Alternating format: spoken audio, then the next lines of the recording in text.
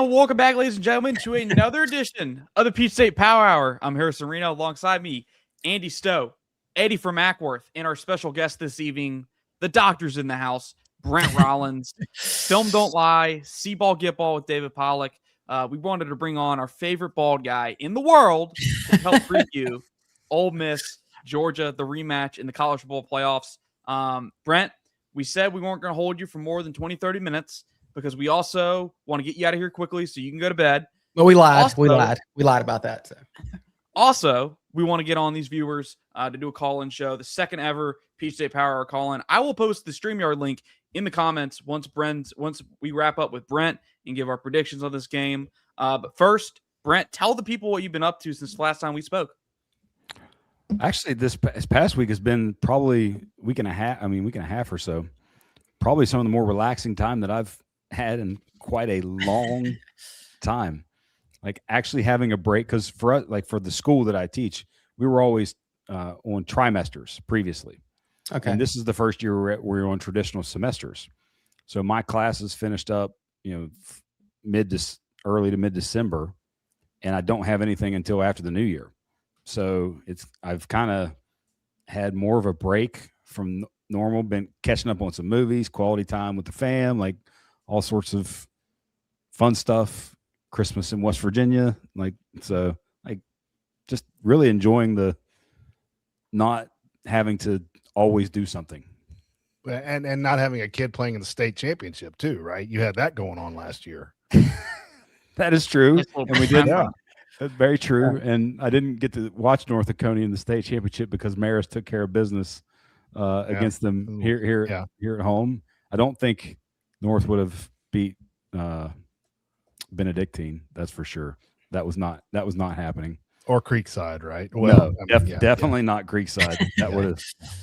But I'm just saying that added to all your stuff going on, right? Watching your kid play and all that. I mean, yes, very much so. But now just enjoying and ready for this week, because I think unlike last year's quarterfinals, I think this is 4 just phenomenal games. Okay, and I think all of them are going to be great games.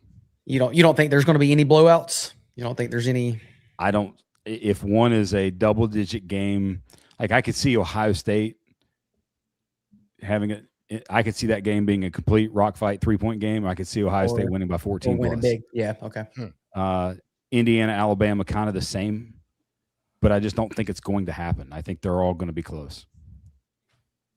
Heck yeah. I'm excited for this week. This week's going to be awesome. A lot of good football, as Brent said. I think the week kicks off in terms of bowl games tomorrow with the Cheez-It Bowl. Whoever's feeling the cheesiest down there in Texas and Michigan, going to be an interesting scene. But we're not here to talk about these second-rate bowl games. We're here to talk about the big ones. Let's get it rolling with Georgia-Ole Miss. I guess, Brent, I'll go ahead and kick it off with this. Thoughts on these two football teams since the last time they met? What's changed? What's different, if anything, between these two teams? Aside from the obvious.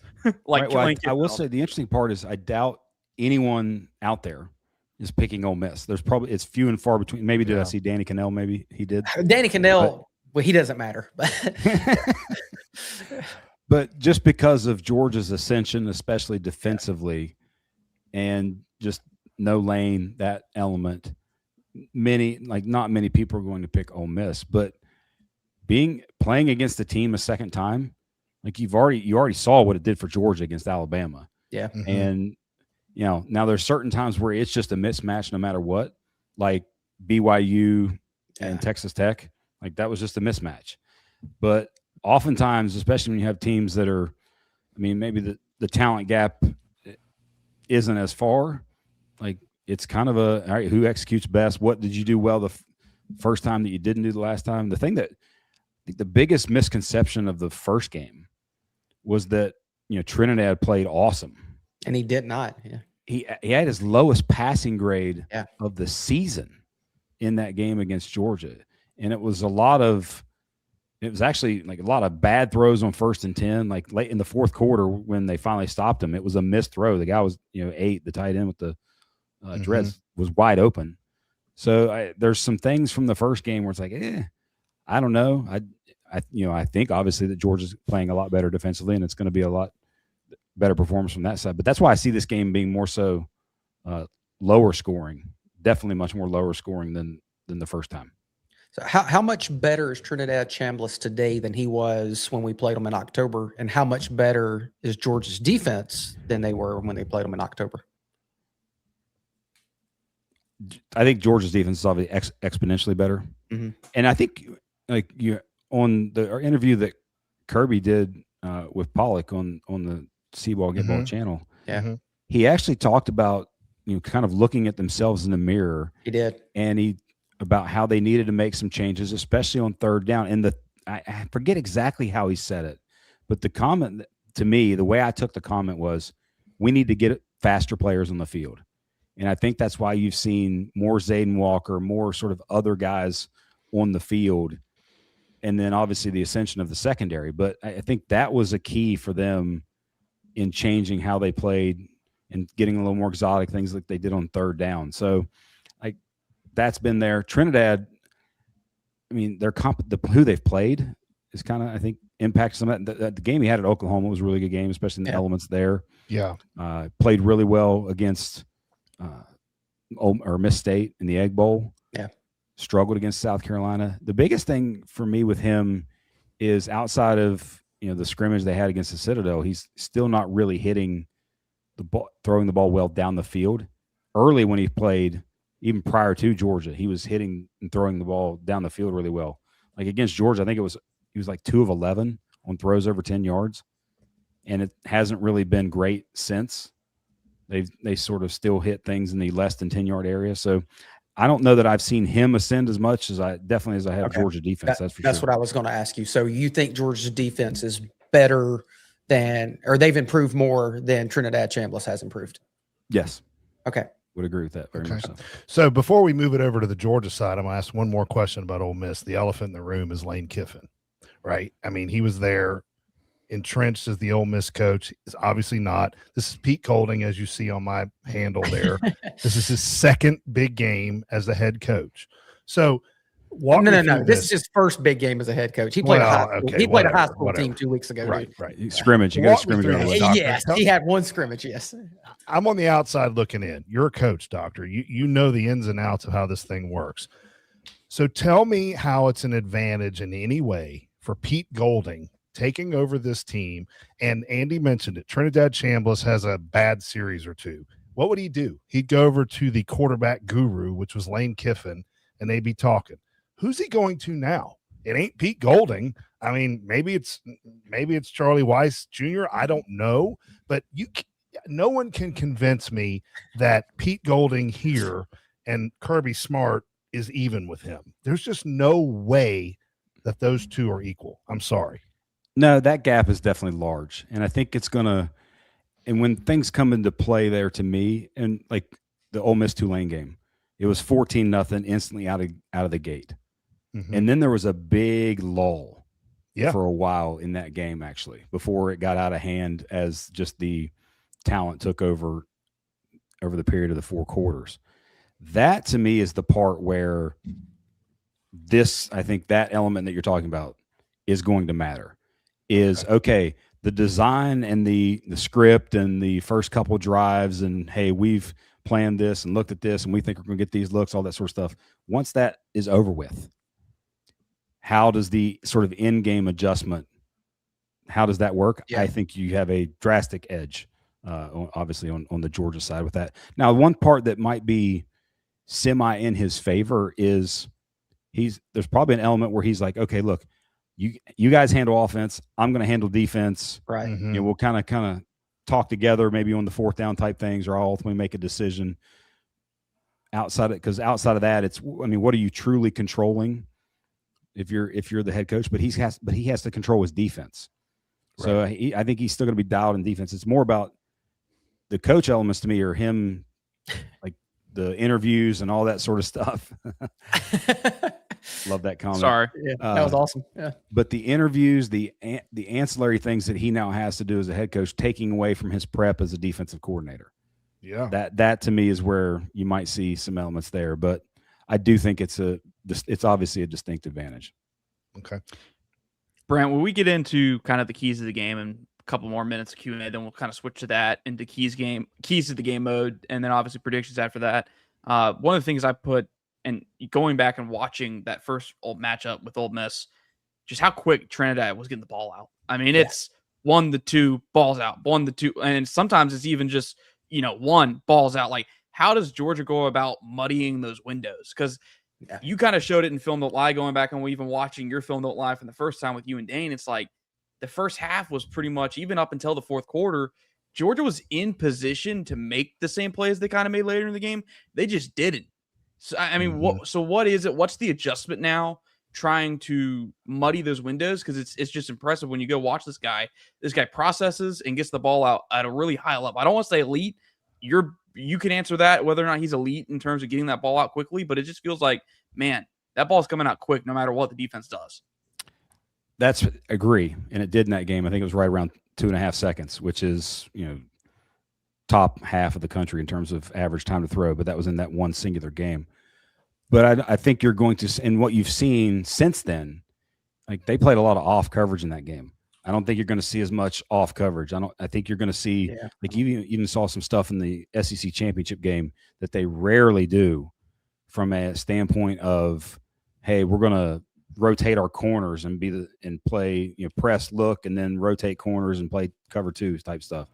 So as the secondary has ascended, that's the element where you can muddy that picture a little bit by showing different looks. I think against Bama, you saw, and you see it more and more where they get like a 3 safety type look, and it's all right. One time we're rotating down the Tampa 2. Next time everybody's going back to cover 3. Next time we're playing man all the time, and there's a robber in the middle of the field. Like the variability in coverage over the second half of the season, and because you're just playing better at those positions, I think has been a big difference, and that's what's going to change for Ole Miss and for this game. And then also removing the factor that Lane can talk in the headset. Yeah. And you have him there. Now, obviously, you still have Weiss, who's, been calling the plays, things like that. But that's where, even I think the 75-yard touchdown in the first game. Yeah. Lane's like, hey. Lane was pointing at him. He was, he was on the sideline. Like, I remember, I was at the game. I remember watching him just run, like saying, do it right here. It was crazy. Yes. And then, of course, they went 75 yards. So, does Gabe Harris being out, we'll find out tomorrow for sure, make you pause in any of what you just said, Doc? No. Doesn't? Okay. That's good. And much like when earlier in the season, Bill Shanks asked me on his show, hey, when Jordan Hall got hurt, does that make you? I was like, not really, because it wasn't like he was impacting the game as a rusher. Now we'll say Gabe has played a lot better over the past 2 or 3 weeks. And him not being there, it's anytime you get an injury like that, to me, a non-game-changing player. Like if Branch was injured, Zach Branch was injured, totally different story. Obviously, completely different story. Or Ellis Robinson, or somebody like KJ Bolden, because those have always been game-changing players to me. Harris is that a little bit, but not really. So I worry about the next injury. Like, okay, does JJA, if he gets an ankle tweaked, now it's a problem. Okay. Now you're on your third guy, that sort of thing. Okay. I don't necessarily worry about it as much, especially with the way Georgia play. It's not like he's a Ruben Bain or a Mesidor who's rushing the passer all the time and getting 50 pressures, that kind of stuff. That's not what he does.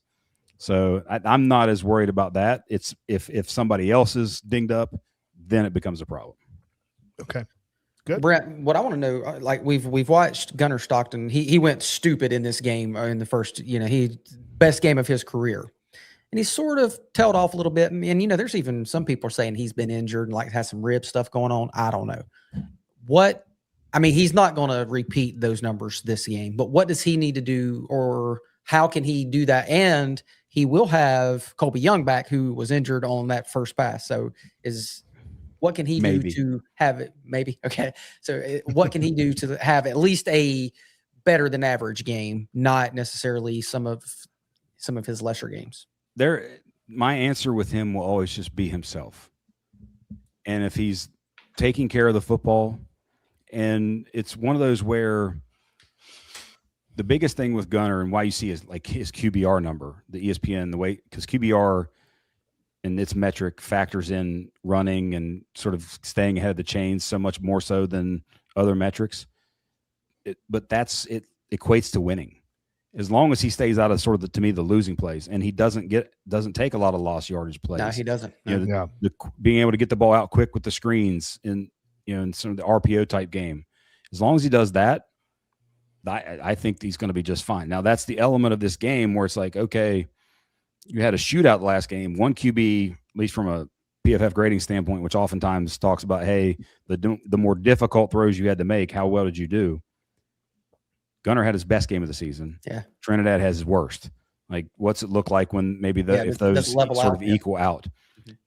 But Georgia's obviously running the ball better, so there's elements to that. But I know I had asked Pollack this on our show, like, hey, who do you trust more in this game? And his answer was Gunner because he doesn't have to do as much. Yeah. And to me, as long as Lacey is kept intact and if they don't let him run wild, then it puts more of the onus on Chambliss, and that to me is in Georgia's favor. Yeah, because Lacey didn't do much in the first game at all. He went 12 for 30, or what did we say, 12 for 31, and and Trinidad Chambliss rushed 9 for 42, but they only had 88 yards total rushing. Yeah, I think if we keep them to 88 yards, if we keep them under 115, I think we're going to be really strong that game. So, yeah. Brent, who's the one player for Georgia that has improved and has kind of surprised you how much they've improved since the Ole Miss game? If you had to name one player, who would that be? And I know what he's going to say. Ellis Robinson is the easy answer. Yeah, I think that's that low hanging fruit. Yeah. Did you say easy answer? Did you say easy? Yeah, because it is. I think he's but to me, actually, it's Nate Frazier. Oh wow, so Nate Frazier now and over the past month and a half, compared to first 3 games of the season, Nate Frazier, completely different. Can I stop you there, Brent? Is it because of the way he's kind of slowed down a little bit? Because that's what I'm seeing as a fan. 100%. It's just he's slowing down a little bit, and he's letting blocks happen in front of him rather than just boom, he's off and running. Is that what it is? I think you're 100% right. Mm-hmm. Okay. And running back is always to me one of those positions where, like, you ask your wife, hey, who's a good running back? She can probably look at the two teams and be like, that guy's better than that guy. Yep. Yeah. Because it's such a position that we all see, and you see control, you see good cuts, like all that sort of stuff. But you could tell early in the season it was feet going 100 miles an hour, and he was trying to me to be that guy that Kirby wanted to get the dirty yards. I think was the preseason type conversation versus just being a running back. And the fumble and seeing the bench in that rest of that game, I think, and then he slowed down and focused on ball control for a couple games, like against Auburn. You could see it was more, I'm just running like this, being slow and taking care of the ball. Remind me of Tiki Barber when he changed. That's right, Tiki. Yeah, and he got confidence in that. And then what you've seen the last month from him, like, to me, is just exponentially better and a whole other level in terms of setting up blocks and how he's run and being sort of that explosive runner and getting 10 to 15 plus yard runs. Yeah. That's awesome. I'm like you, Andy. I thought he was going to say Ellis Robinson. I love that you said Nate Frazier. That caught me off guard. Well, Ellis, to me, it wasn't like he was playing bad early. Outside of the one, like against Bama, where he was just the TD he gave up against Bama. I didn't think he actually played that bad. And he was still to me, he's always been their best man coverage corner. Yeah. And so, like, it's just a matter of staying away from the penalties and then making more consistent plays on the ball. Like, because the talent is there. He's a top 15 pick. All right. Well, I think we'll wrap up the Q&A portion of this and transition over to the keys to the game real quick. We'll hit this one from the audience. Do we feature the tight ends this time like we did in the first game? Brent, what do you say? If it ain't broke, don't fix it. Like, I think it's in some of these early playoff games, drives me up the wall to watch offensive coordinators go get 7 yards on an outside zone play, and then just go like, who was it that was running a lot of trick plays? Oh, Oklahoma, I think, in a way. Mhm. Like and even Miami. Take that back. It was Miami. That was the Miami. one where they're just getting 8 yards a clip, giving the ball to Fletcher early in the game, and it's like, oh, let's see how cute we can get and how cool we can be, and what great play we can go. No, if the dude's getting 8 yards, give him the freaking ball every time until they stop it. Yep, like that. Right. So I'm always of the if it's not broke, don't fix it type deal, and that's one where okay, you might target them early in some of the stuff that you did because I think they had 9 for like 85, and then Lucky had the 3 touchdowns. Yeah, he had 3 touchdowns. Mm-hmm. But it's always one where all right, how's the game? How are they changed defensively?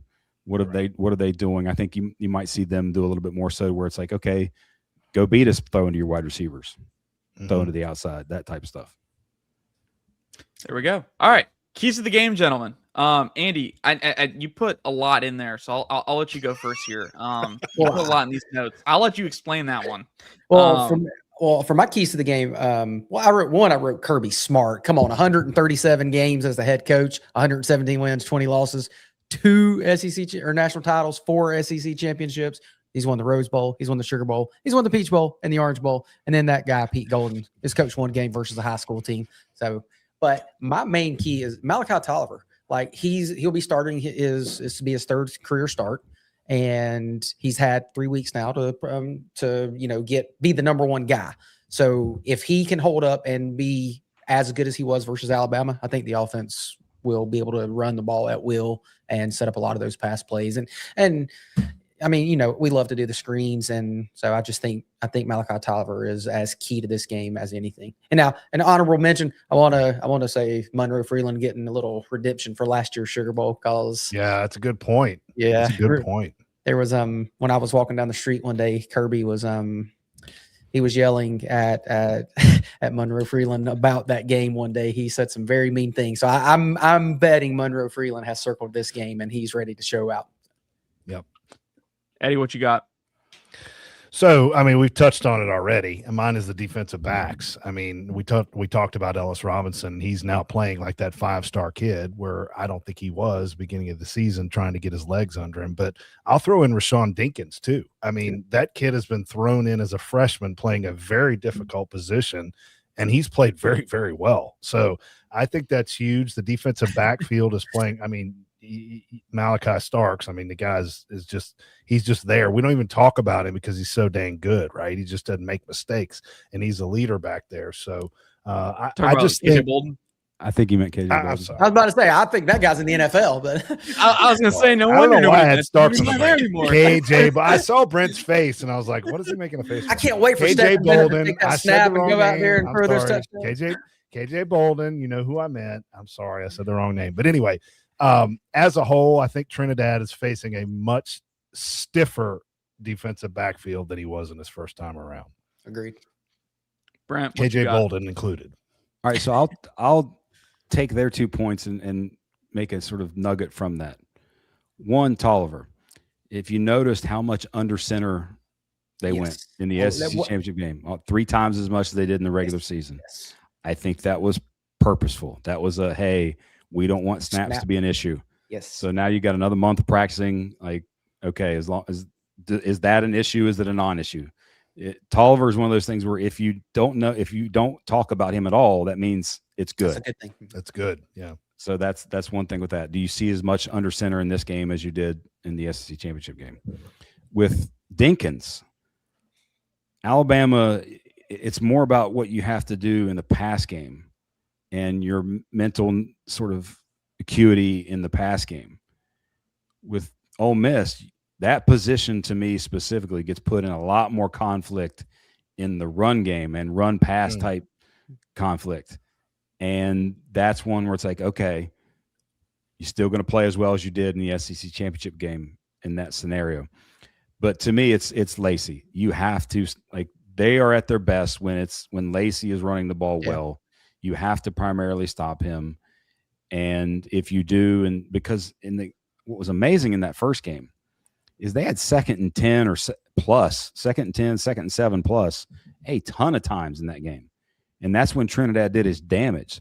So can you set them to where you don't necessarily live in those situations with making sure that you're in 3rd and long, making sure that you're in 3rd and 6, 3rd and 7 plus, because if you're in short yardage 3rd down, Chambliss's running becomes more of a thing. Yeah.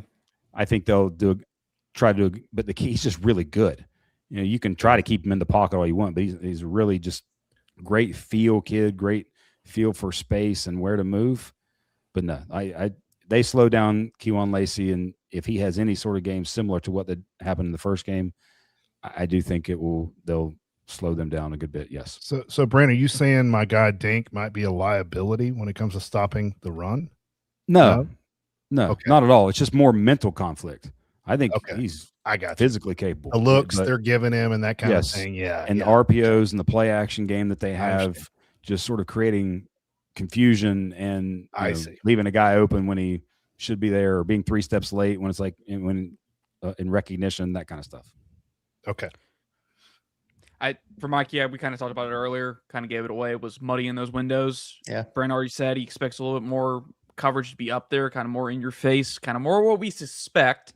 Brent, I don't know what the statistics are. I know when I was sitting next to you at this championship, you talked about how Georgia was trying to take away the middle of the field for Ty Simpson. I don't know if the splits are drastically the same or drastically different, but I mean, just looking at that first game, it felt like over, almost everything that he was doing well. He was really good over the middle, and kind of as the game went on, was less successful outside the hashes, but still they had some couple big plays out there. To me, it's just like maybe you try and run back that same game plan in terms of take away the middle. But that's easier said than done. And the batted pass, Gunner and Chambliss are 2 of the top 10, I think, in the country in the Power 4 in terms of having passes batted down. Really, that's how the game ended, right? Josh Horton batting down the ball. He did. So, and there was another one, I think, even in that 4th quarter, I want to say. Yeah. And so can you get some of that if you're not getting, especially if they're going to throw the ball quickly? There's nothing that pisses me off more watching in front of my TV than a batted ball for my guy. I mean, when it's just so frustrating. It's just a dead play, right? And then when you do it to the other team, I'm like, yeah, there you go. It's just a stick it to you play. I hate a batted ball. So anyway. All right, boys. All right, we did keys. We did Q&A with Brent. Now it's time to put everybody on the spot. Prediction time. Make it official. Let's do this. Brent, you're the guest, so we'll make you go last because everyone's waiting for your pick. Everybody already knows who Andy's picking. Eddie might what be is a the question. score? What is the 100 to nothing? That's all. Yes, 75-0 dogs. Easy win, dominating victory. Okay, no, I do think I think Georgia's going to cover. I think it's going to be a 31-23 game. I think we're going to try to pound the ball. We rushed for 230 or whatever the last game. I think we're going to try to do that again, control the clock, and I just think I think we will dominate, but not just like beat them by 4 touchdowns. I think it'll never be close, but I think it'll be relatively close. But I think the Dogs win 31-23 and move on to play Ohio State. Yeah, that's not a bad prediction. I'm right there with Andy. I'm 35-21. I mean, it's pretty close there. He's got 4 scores there for Ole Miss. I only see 3. I think our defense is that much more elite. I know you got Trinidad and all this stuff going on with Ole Miss and Lacey, and he's really good, but I just think our defense is at an elite level at this point, and they're going to stop them. And he ain't going to go. What did he go? 7 for 7, 8 for 8 out of the gate. Open the game. All those touchdowns. Yeah, I mean, that is not happening again. So I think Ole Miss in this game is going to be playing catch up, not the other way around. 35-21 Dogs. I'm going 37-24. Put in a little UGA field goal in these predictions. It always seems like a good thing to account for a couple field goals or two, especially in these games. I don't think this turns into a 70-point combined shootout, Brent. I may be wrong, and if I am, going to kick myself for not putting more points on the board. But I think Georgia wins it because I think the defense is kind of the improvement is that X factor in this case. I'm not sure how much Ole Miss's defense has gotten better. I'm sure they're going to play better. But in the end, I think Georgia still has enough firepower on offense to win in this case. Georgia's defense can play much better. Brent, what do you say? I'll stick with what I gave on the other show. Georgia 27, Ole Miss 20.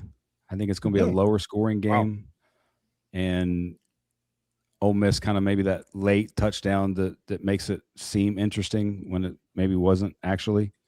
That Georgia kind of controls the game, but that they're still able to score, maybe potentially score late, score sometime in the fourth quarter, and make it a one-score game. What's the over-under in this game? Anybody know? Anybody know the over-under? I'm just curious if Brent was below that. It doesn't matter. I was just curious. I'll look at it. 6.5, I think was the last number that I saw. Yeah, 56.5. 56.5. 56.5. Yep. Yeah. Okay, so he's under. Yeah. Well, and the Lacey point, like he dinged up his shoulder pretty good against Tulane. Now, granted, he came back in the game, but that to me is one of those things where it's like you land one wrong way, land the wrong way one play, and you're just hurting. Yep. Or CJ Allen blasts you. Yeah, exactly. Like, that's when three knocks you down. And I saw my buddy John Bellamy. He wrote UGA time of possession will be ridiculous this game. So in the first game, UGA was 37 minutes and 39 seconds, and Ole Miss was 22 minutes and 31 seconds. So I think it's going to be a game control like that as well. So 33. Hey, can I ask Brent one more? Because I want to ask Brent one more question. Sorry, Brent. This fascinates me.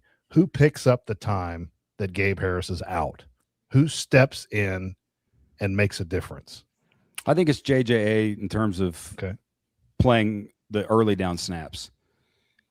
It'll be, I think, a host of different people getting. You don't see Q moving around at all. He stays where he is. No, I think where he is. He's going to be there, and you get JJA playing those first and second down snaps, and like just a rotation of people, and it could be anybody, because it could be somebody who's just practiced really well over the past few weeks that gets some of those third down snaps. Okay, you just don't see one guy that's like, oh my God, there's Jalen Carter, and you don't see that guy, right? Yeah, he doesn't see that out of Gabe, is what. But so the point is, you think all of the guys are basically similar in talent wise, so it can kind of just interchange. It's like the meme from Moneyball. Mm-hmm. This year's, Gabe Harris, we're going to replace aggregate. Yeah. In terms of the snaps. Yeah. I think a lot of different guys, but mainly JJA on early downs, I think. So what he's saying essentially we'll see JJA. Griffin, I mean, can be, yes. I think he can be a big factor in any game. Yeah. Sorry, Harrison. Go ahead. No, you're good. How about some Nnamdi Ogboko? That's a guy we've seen kind of come on later he's starting to come. Yeah. And Alex Page, my throat slash was at the 28-3, because that goes back to one of the worst days ever in history. Let's stick to Georgia. I mean, hey, the guy posted it. I mean, that's why I was like, doesn't mean you have to read it. I mean, I can't help it. I learned to read years ago. I'm like somebody. All right. Brent, last question, then we're gonna let you go. Thank you again for doing this. Always a great time. We were talking in a group chat a couple weeks ago, and we were like, hey, we should get Brent back on to kind of do like a review, an overview of kind of all the things that have changed since we last spoke to you. I believe it was back in August we spoke to you. So thank you again for doing this on rather short notice, might I add. Yeah. Really appreciate that. Eddie put this one in here, and this is the last question. What was the best gift you got on Thursday? So actually, I mean, I have a 19, 17, and 15-year-old. So like for the longest time, nothing is about me in any way. Yeah, sure. Still get some, parents or in-laws that give you some cash. Like that's always great. So I have some cash walking around. But the absolute best gift that I got was my 3 kids, and then my niece and nephew who are 24 and 21, and my nephew's girlfriend hanging out together, playing cards, laughing it up, enjoying all the time, like just hearing them and seeing them have a blast with their cousins and family. That was the best thing for me. So he went the sappy route. I knew he was going to do that. It wasn't a gift. Hey, it's so lame. I mean, come on. My mom got me some pants. Hey, you need those these days. Some work pants. She got. But I hear you, Brent. My mom also got me a electric razor thing that I've never been one to go the electric route. Nice. I've always just been Mach 3 Gillette, the gel kind of guy. So I'm going to try out this new electric thing to see if it's actually useful. But other than that, yeah, no, just more family time than anything. I love it. Awesome. That's great. Yeah. A nice thank you flashlight. again. Real quick, give them a shout out. I know everyone here already knows who you are, but just in case there's a couple new folks on the block, where can they find Film you? Don't Lie, greatest thing in the world during the season. I'm telling you. Which I believe is You public. will learn now, more right? about football, huh? The Ole Miss ones are. That's Yep. right. The Ole Miss one, and we did the SEC championship game ones are public. Phenomenal. Go get They you do a a great taste. job. Go Thank you, get you a fellas. taste. Thanks, Brent. Appreciate it. You, Brent. We'll see you all this week talking about the game because it's going to be. I just like I said, I think these are going to be 4 great games. So Good. appreciate it. Thanks, fellas. Yeah. Thank you, Brent. Appreciate you, Brent. What a segment that was to have Brent Rollins Yeah, he's on. the best. Always a treat. Just the I best. think that's probably between the three of us, maybe the best way to end off the Christmas season. Yeah. And to kick off the last show of 2025. Get the doctor in here. I could ask Preach him to us. questions. I would No, love. I could ask I could him. have picked his brain another hour and a half. Yeah, like Easy. let's tell me about Dontrell Glover. What is he doing I mean, on we could second? have absolutely oh, gotten yeah. in the weeds, Andy, right? he's- I mean, yeah, there's so he's- much more there.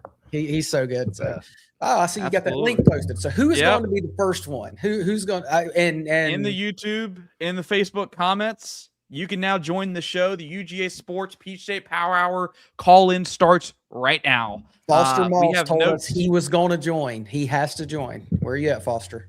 So, We have notes. Jermaine King also said he would join. Go over to Facebook, go over to YouTube, go find that link in the comments. You can come join the show, call in.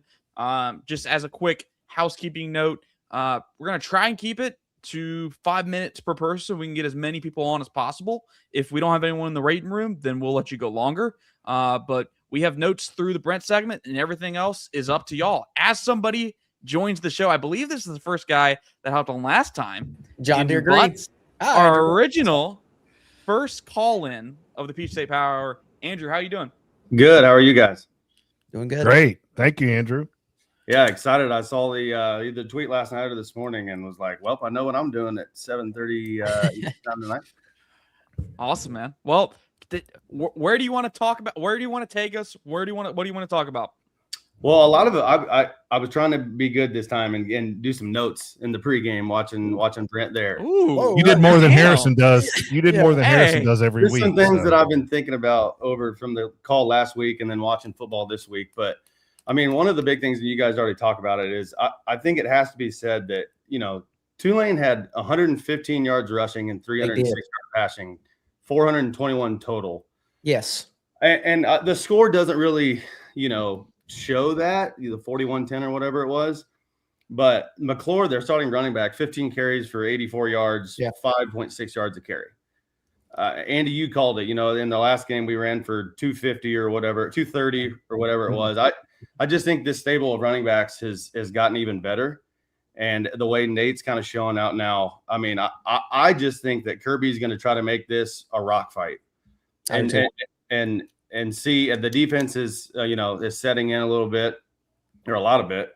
And if he can jump on them like they did against Alabama and find a 14-0 lead, I think he's going to ride those running backs like Seabit. He's taking it to the house. So I think that's going to be a big key to this game. And some of the score predictions, I could see Georgia putting it on them, but I've been surprised before. So you think, Andrew, based on what you just said, it's a lower scoring game. Kirby gets up 7-10-0, and he calls the dog. Not calls the dogs out. That's a wrong thing to say, but he just runs the ball. He runs them to death, right? And it's a low score because of that. But kind of dominates. That's kind of the way I feel. I feel we will dominate, but just sort of play it out, almost like we did against Alabama. We called the dogs off versus Alabama.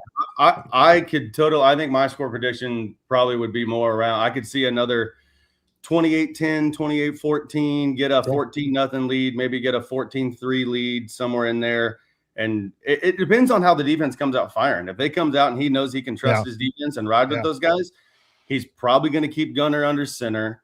He's going to let, no lose it plays. Don't put Gunner in harm's way. Trust his O-line and ride that to the finish line. I think that, and try to get his 5.6 yards a carry from Tulane. What is Nate Frazier going to do? Well, and Chauncey Bowens, if Go he's off. healthy, yeah, I mean, Chauncey Bowens is supposed to be healthy. So between Bowens and Frazier and Gunnar Stockton last game, we had basically 215 yards. Yeah, and you got dump truck McCray back there who Yeah. made a big run in the first Ole Miss game. I don't hesitate to see him in there on crucial downs for sure. Yeah, So. yeah. It's the one thing. It's the one thing we haven't even talked about. Special teams. That's the X factor for this team. In these games, Kirby likes to pull that out too. He's been dominating in special teams, and I think that's a result of what happened last year against Notre Dame, where they got dominated in that part of the game, and we walked out of there, but like, how did we lose this game? Well, special teams. They killed us in special teams. Well, Peyton Woodring had 3 field goals. Yeah, Peyton Woodring went 3 for 3 versus Ole Miss this year with a 51-yarder, and that was right. huge. But I'm talking about the return on the kickoff, right? I mean, you can't let that stuff happen, and Kirby seems to have solved that this year. Our special teams are dominating, and that's something that nobody talks about. Yeah. A question I had or Brent brought it up, and then Andy was speaking on it too. I do agree that I think he's going to roll corner, especially the way Ellis is playing. When you guys were saying the obvious answer was who's been the standout, gotten way better kind of guy. It is Ellis. Like it was Ellis for you. We heard about it. Yeah. I mean, that was the obvious answer. Yeah. 100%. That's the Price is Right answer for sure. But if we roll corners up like that, which I very much think we will, and you're in that press coverage, who's the spot? It's obviously CJ, Chris Cole, that thing, but that. If Kirby's had a kryptonite, it's been a mobile quarterback. Right? I mean, Jalen Hurts, Baker back in the Rose Bowl. I mean, just guys that can move. So I think Chris Cole and CJ are going to play a super, super role. But I would also have to imagine in the month of prep time that he's got a plan for that. There's something in there. He's not just going to let him run wild. Yeah, they're working on some spy type stuff. And Harrison, so you were at practice yesterday, right?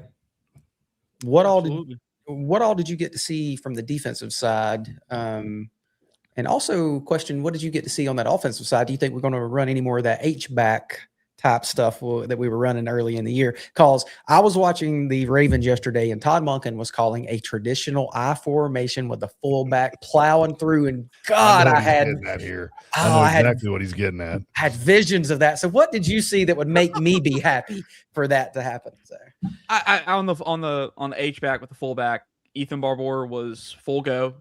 Didn't hold him back. I posted a clip on that bubble screen or that screen drill they're working on. Which I saw. Ironically, got him a pancake. Put a guy in the dirt. Nice to see him. That injury was so nasty. I can't believe that he's back this quickly. He looks huge. He's such a big kid, dude. I know he is. And that's another thing, Andrew. That whole room, it's just unreal to see them in person. To be right up behind them, and you're like, holy crap! Like they have just giants in that room. From that note, he was over there full go. I'll be curious. I assume we'll see him at some point. Maybe Andy gets his wish and the fullback makes a comeback. I love a fullback. I love a traditional I love it. So. Maybe that means more pistol. I mean, because they were running a lot of pistol early in the year when Barbour was healthy. Defensively, there wasn't much of note. Aguero was out there, I believe, from what Dash was saying. Did not see Gabe Harris out there. And again, they could always trot him out there after the media leaves. But it was an interesting 15 minutes. Not much to be gained. They don't show much. It's more indies and all that stuff that you really can't make up. Can't really get much from. Real quick, Andrew, any last thoughts before we let you go? As we got a caller waiting in the wings. Oh, 2 things, and then I'm out. And I appreciate you guys doing this. I really enjoy it. I'm down here in Valdosta, Georgia, with my in-laws, South Georgia, hanging out. Gonna Shout watch out. Yeah. Hey, I got a question. How many points is that deer behind you, and did you kill it? No, that deer right there is my father-in-law's. I think it's an 8. Okay, it's not yours. Okay, you did say you were your father. He's actually sitting right next to me. That was. I'll get to that in just a second. My other thing was I saw something on Zach Branch today in an interview with one of the reporters, and he talked about how crucial Javon Wims has been on the coaching staff. Yeah, and what he's done for him, and this is him taking this next step. And you saw.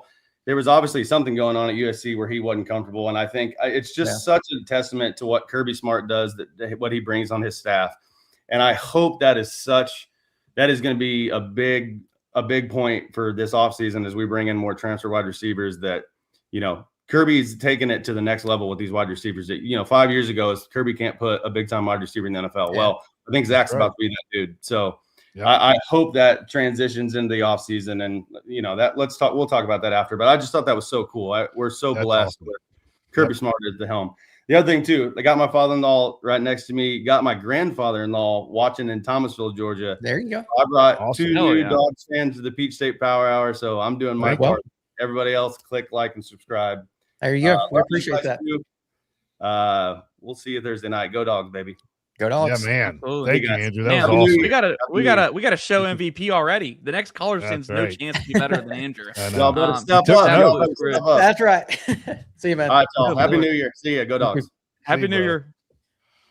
I'm sure he's going to be listening now that he's off camera. But yeah, Andrew, please come back. That was awesome. Great to have you. Awesome. As our next caller just left the chat. All right. Well, we got a couple minutes to spare. We'll see. Hopefully the caller will hop back into the waiting room. That's so we can get him on. We can wing it. Yeah. There he is. There he is. All right. Ladies and gentlemen, everyone's favorite original host of the Peach State Power. Whoa. He is. AKA Slim Shady is back. Right. Guess who's back? Back again. Oh, how you guys doing? Good. How's it going? Trying to get this. That's great. Oh my god. Okay. Hey, you see this hat here? This is amateur hour. I mean, Andrew Bailey doesn't know what the hell he's doing, and he was. Well, his last name's not Bailey, so that's bad. You don't even know your own fan base. Sorry. That's pretty bad. Andrew B. See the dad gang. Yeah. Oh, okay. I didn't know what that said. You got another kid on the way already? He probably does. Probably got 3. Who knows, man? Who knows? What's How's it going, boys? Well, Paul, we were discussing what we think will happen, how it will happen, and what our score is going to be. Why don't you go ahead and throw yours out there? Yeah, I mean, there's been a lot of chatter about nobody can see your hat. If it can, Chris, stop it. It's camo. It is hard to see. It's camo. It blends in, Like got the John Cena hour going on. All right, let's get to the game. Nobody gives a shit about your hat. I like a mustache, Eddie. Look at that. Jesus. Oh my god. That's unbelievable. That's unbelievable. Call DFAX now. That's unbelievable. That's unreal. Oh Lord, we're getting kicked off. No, I think people are overestimating what the Rebels can do. Yeah, Foster, I can't. We just got a new expedition. It's been kind of hard to get into the driveway. Anyways, the Rebels aren't going to do much, man. They're not going to. I don't see it. This is, if Kirby wanted it to be, it could be 45-21. I mean, I really, it's not going to be, y'all kick them. Okay, come take my spot, Chris. Love Chris Garcia. I just don't see this being a close game, guys. I'm sorry. Ole Miss, their coaches are going back and forth between LSU and Ole Miss. Yeah. It's tough. Now, Ole Miss, I think Chambliss is good. I think he's getting a lot of credit, a little bit more credit than what he probably should get, if that makes sense. Okay. I think if you were to poll the 8 teams that are left in this, this CFP playoffs, I think probably 7 out of the 8 teams would take Gunner as opposed to Trinidad Chambliss. I think he's just a winner. He's got kind of that it factor. He can turn it on when he needs to, and he's shown that throughout the season. And so, if you're having to pick between those two, and that's probably their best piece, the Dogs have an advantage there. You go out to go throughout the rest of the lineup. Yeah, they have a good running back in Lacey. Georgia's got some really good running backs. I think Georgia beats them in the wide receiver game. I think they beat them in the tight end game. Offensive line, defensive line, definitely linebackers. Secondary's gotten a lot better. You go just position by position. I think Georgia has a clear advantage in this game. It's a 6.5 point spread. The line hasn't changed much, and it is the most bet on game in the college football championship series so far this year. Really interesting. Is Georgia minus 6.5. So, well, all right. So if you, let's talk about Gunner and Chambliss on that. That's interesting. You say that. Man, that kind of throws what I was thinking. So is Chambliss the most dangerous quarterback left that Georgia would face, or is that Fernando Mendoza? Is that Julian Sayin? And if that's what you're saying, if that's the case, is Gunnar Stockton the best quarterback left in this playoff? I think all the teams have a really good quarterback, and that's what's difficult. I think Oregon. I think Dante Moore is very talented at Oregon. Yeah, I think Julian Sayin is talented, but he also has tremendous talent around him that makes him look better. Yeah. Mendoza kind of has that same it He's got factor the it as factor, Gunnar does, in the sense that you can rely on him. Chambliss, I think, is gifted athletically, but also we saw some passes in that 2-in game that weren't accurate. Right. We saw that he, obviously they're missing a big part of their coaching staff with Lane Kiffin not being there. And who's left? Texas Tech. The Morton kid. He's decent. Yeah. I mean, you got Ty Simpson. I'm not a fan of. We saw what he did against Georgia in the SEC championship game. Who else do we have? I think we've named all of them. Dante Moore. Dante Moore. Yeah, Dante Moore. And of course, there's some guy that used to play quarterback at Georgia that's now down in South. Yeah, we didn't talk about him. But, that's going to be interesting. You'll take Gunnar all day, though. You'll take Gunnar all day long. Yeah, yes, I would. 100%. Yeah. And I think maybe you put Gunnar on those different teams, and he might not be the same quarterback that he is at Georgia. If that does that make sense? That makes sense, because I heard someone say Carson Beck is a more talented quarterback, but Gunnar Stockton is a better fit for the Georgia Bulldogs, and he's a better Georgia quarterback. So he's a leader. 100%. That's the difference. Yeah. Well, it's the same thing as if you put Gunnar on the Oregon team. It's different guys out there. He's not going to click with those guys. Just like you put Dante Moore on this Georgia team, it's going to be very different. That it's different styles of personalities. And Gunnar is the type of guy that can lead you. You clearly can tell from last year to this year, there's two very distinct personalities in Carson Beck and Gunnar Stockton, and which one goes with the team. Yeah, then Dylan. Paul, let me ask you a question. I know this is Harrison is in all the press conferences, and they always want to not talk about previous games because it's irrelevant, and it kind of is. I agree with that. But how much of this game goes back to people like, Gunnar Stockton, who was there, all the seniors that were there? They lost to Notre Dame, and they walked off that field with their tails between their legs. Notre Dame beat our ass. How much does that carry over to Monroe this game? Freeland? Monroe Same Freeland, place, Sugar Bowl. We got to get past this, and that's a motivating factor here. Does that even weigh in, do you think, at all? Yes and no. I think that there's a couple denominators that play into that. We had sorry, I'm reading Jermaine's comment there. We had an unfortunate tragedy happen to push that game back, and then Kirby Smart was dealing with his father. Dealt with his own tragedy. Yeah. So I think if you're looking at it from that aspect, then yes, this is one of those like, hey, let's go do this for Kirby, and let's maybe rally the troops for Kirby. This one means a lot to him in that aspect. I don't know if so much the ass beating from Notre Dame is relevant as much as maybe the other underlying factors would be. Okay. He did say today, Gunnar said himself, he has a bad taste in his mouth after that game, after that Notre Dame game.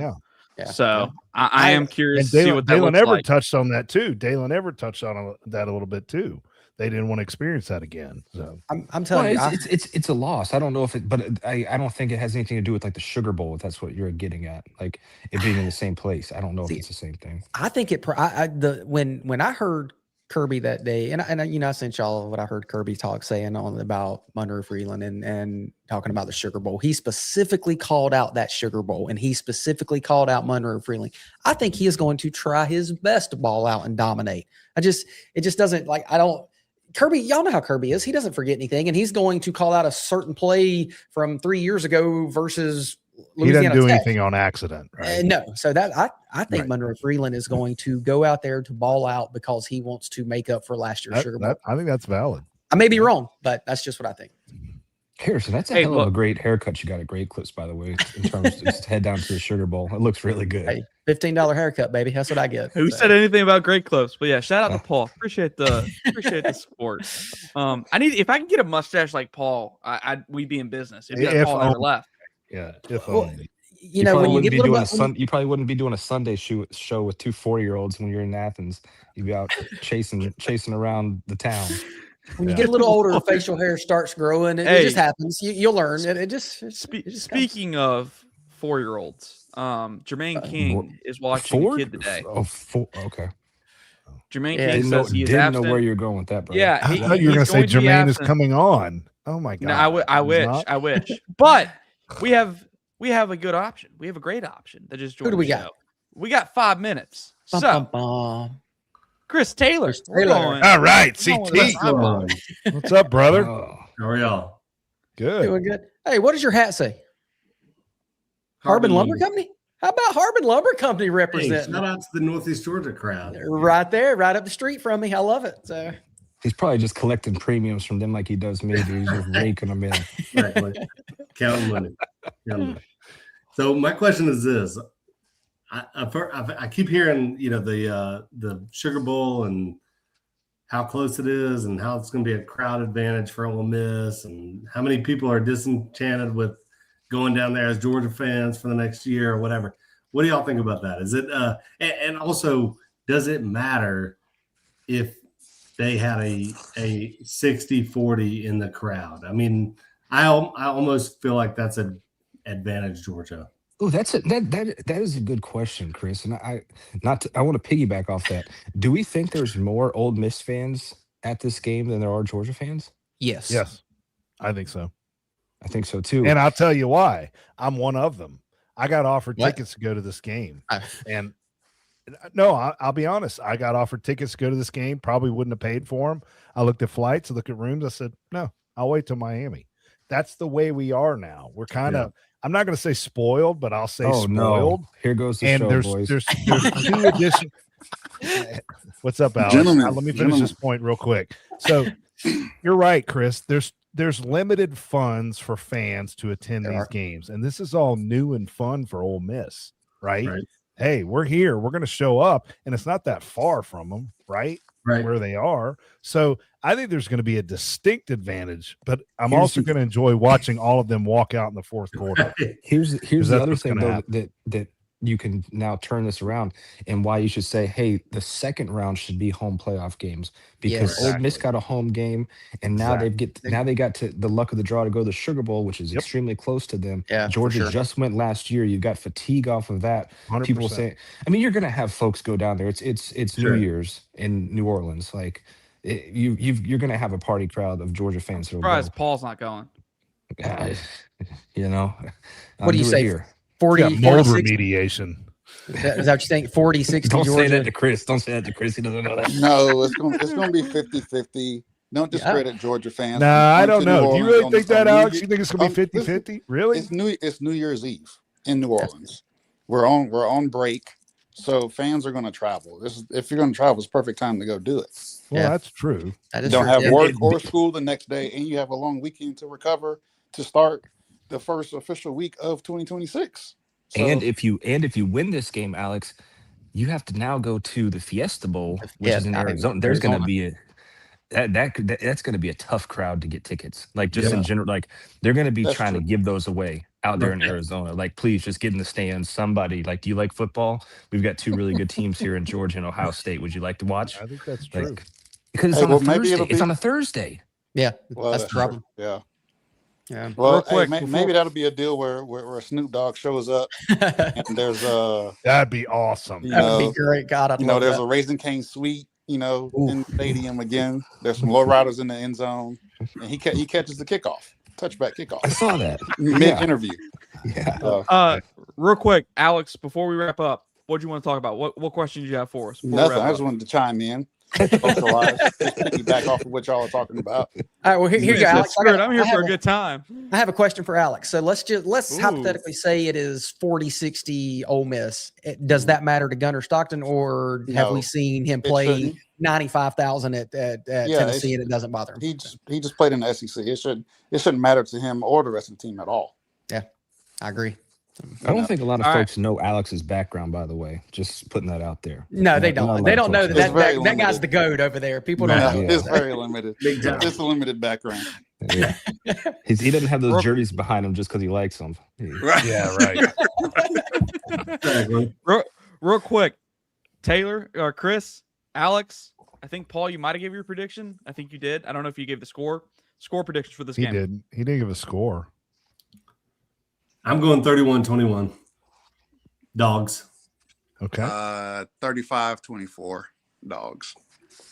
41-21 Dogs. Ooh, Wow. bending them over the barrel. Wow. We got a second Andy Stowe on the show. So Right how does there. that hold on. So Slim Shady, how does that start? Is Georgia is this Georgia, they go up ahead early and they keep going up, or is it Yeah, you Ole have- Miss I mean, goes ahead early? If and you then drop they blow 40, them out? if you drop 41 points in a college football game, period, you've got to score first quarter, second quarter, third quarter, fourth quarter, because you don't get as many I understand that, jackass. That's not Well, what you're I'm asking me asking. stupid questions. Like I said in my comment, listen. to piggyback off of Paul, you got to get stops. You also Yes. have to get a turnover or two. Yeah. Because you know Yes. Ole Miss, depending upon where the ball is, they're going to go for it on fourth down, and you got to stop them there. Then you got to go score. But see, I'm with Then Andy you get on this. 6 points for every touchdown, Eddie, and then you get one more if you kick it through the middle. Let's just say you go out there 14-0. It's the first quarter. I'm with Andy. He takes the air out of the ball. He starts running it. That's why I don't think they score that many points. They He's just can't break gonna off. They take can't what break they're off giving. runs. They Unless Ole can, Miss for turns into sure, a sieve, of course. and their Of defense course, gets but tired. And How often does that happen with this team? They're not doing that. Yeah. I'm Well, seriously all right, picking your well, brain about your score. I like it. I'm just picking your brain about your score. I don't John think. Green says 48-14. John Green says, Wow. "Jeez, All right, that- Eddie, that's Eddie, crazy. get your stepchild. We gotta have lunch at Stepchild Chick-fil-A line. and discuss lunch. that, right? Have lunch. All right, if you with that, ever go have lunch with John Green, I will have to start being on this show permanently because you won't make it back.